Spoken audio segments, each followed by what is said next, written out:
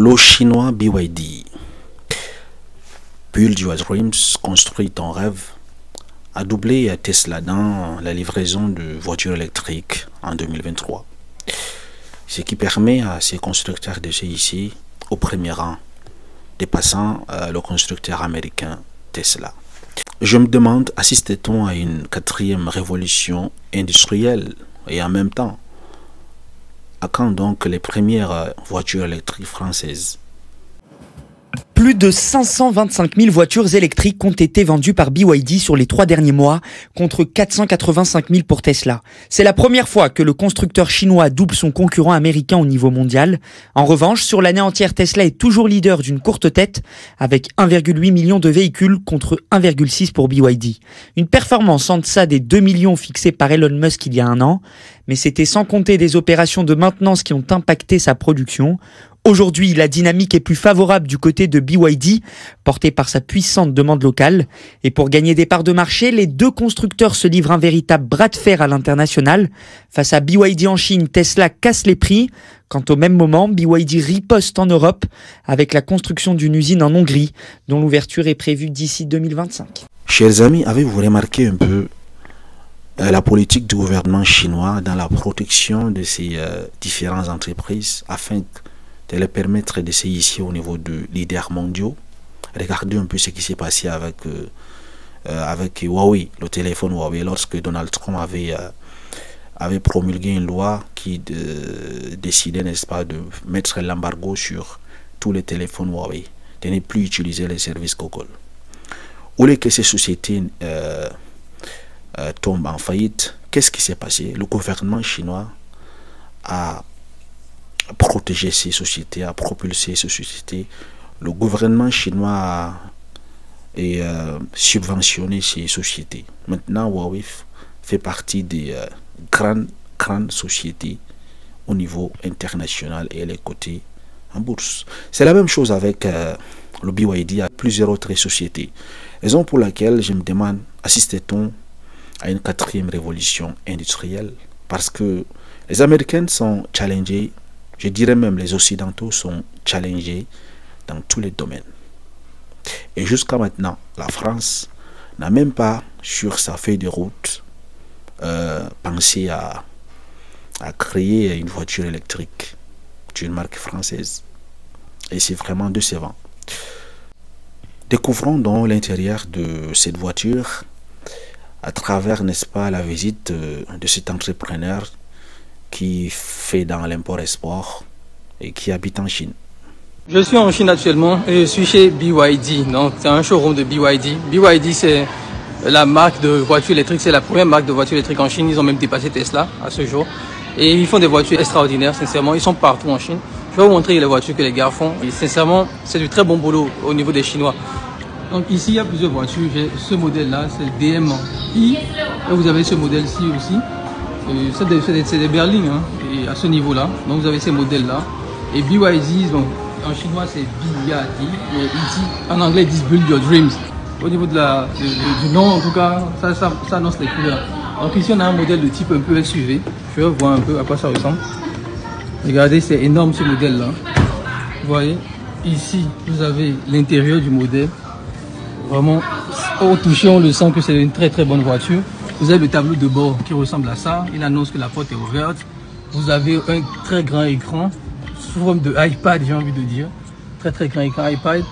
Il y a aussi le haut, le toit du haut qui peut s'ouvrir. Vous avez pas mal de fonctionnalités dans la voiture qui sont assez intéressantes. Il y a aussi un assistant à l'intérieur. D'accord. Par exemple, je dis Ni hao Xiaodi. Hello. 打开音乐。好的，一起来听歌吧。 Voilà, donc je lui ai dit d'ouvrir la musique et là, il a ouvert l'application pour de la musique. À part ça, sincèrement, le reste est assez intéressant. C'est comme une voiture, comme une autre voiture électrique normale. Regardez le siège chauffant, tout ce que vous voulez dedans. Vraiment, c'est du très bon boulot. L'arrière aussi est très bien fait. Et ici, c'est un modèle à 7 places. D'accord, ici, c'est un modèle à 7 places. Donc, moi, ce que j'aime bien sur les voitures ici, des voitures électriques en Chine, c'est que les voitures électriques en Chine, sincèrement, personnellement en tout cas, l'intérieur est beaucoup plus designé que Tesla en fait. Tesla, j'ai trouvé les intérieurs des voitures Tesla trop minimalistes. D'accord, regardez ici, en tout cas en termes de forme, ça ressemble à de voitures normales. D'accord, l'intérieur est beaucoup plus designé, beaucoup plus premium en termes de matière, de qualité.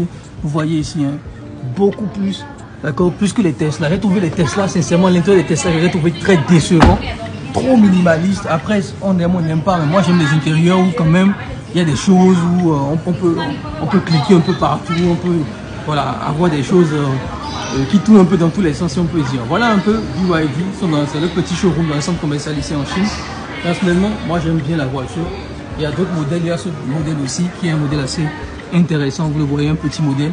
Il faut savoir que les voitures électriques en Chine sont partout, que ce soit dans les taxis, 100% des taxis en Chine sont électriques. La plupart, j'ai même vraiment l'impression qu'une voiture sur 3, une voiture sur 4 ici en Chine est une voiture électrique parce que le gouvernement pousse énormément sur les voitures électriques ici en Chine et ils sont devenus premiers même en termes de voitures électriques. Donc vous avez des dizaines de marques. Il y a une autre marque aussi de voiture que j'ai vue juste à côté. Et cette marque là s'appelle Zeekr, donc c'est aussi une voiture électrique cette marque là.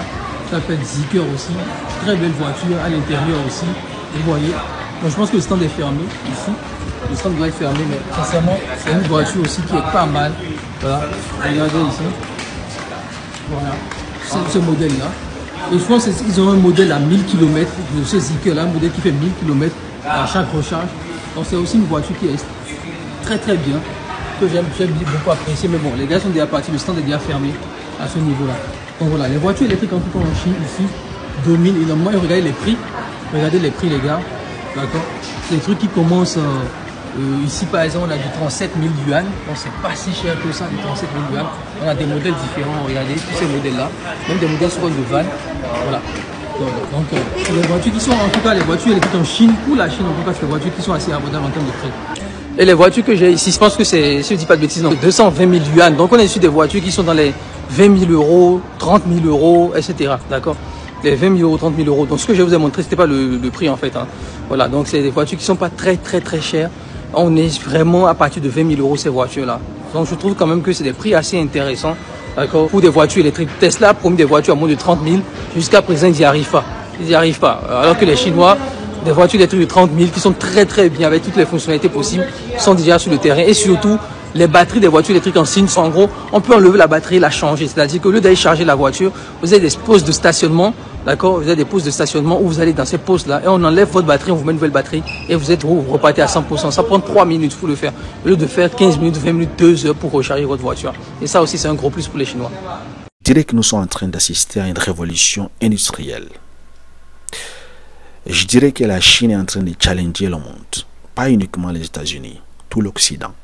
Pendant que les pays tels que la Russie, les États-Unis et la Chine, l'Inde protègent et nationalisent leurs sociétés, la France est en train de privatiser ces sociétés, pendant que le taux de chômage est en train de diminuer dans notre pays. En France, le taux de chômage ne fait qu'augmenter. Pendant que d'autres pays cherchent à faire ici leur société au rang mondial, qu'est-ce qui se passe? En France, on détruit les sociétés et on force à faire passer des lois avec des 49.3. Jusqu'à quand? À quand la première production d'une voiture électrique française? À quand c'est là? Et pourtant la France est un pays industrialisé. Voilà, vraiment décevant. J'espère que les choses vont changer avec le futur gouvernement qui va prendre les rênes en 2027. Et dites-moi, chers amis, pensez-vous que la Chine deviendra la première puissance mondiale dans les années à venir, que ce soit dans le domaine économique, militaire, et j'en passe?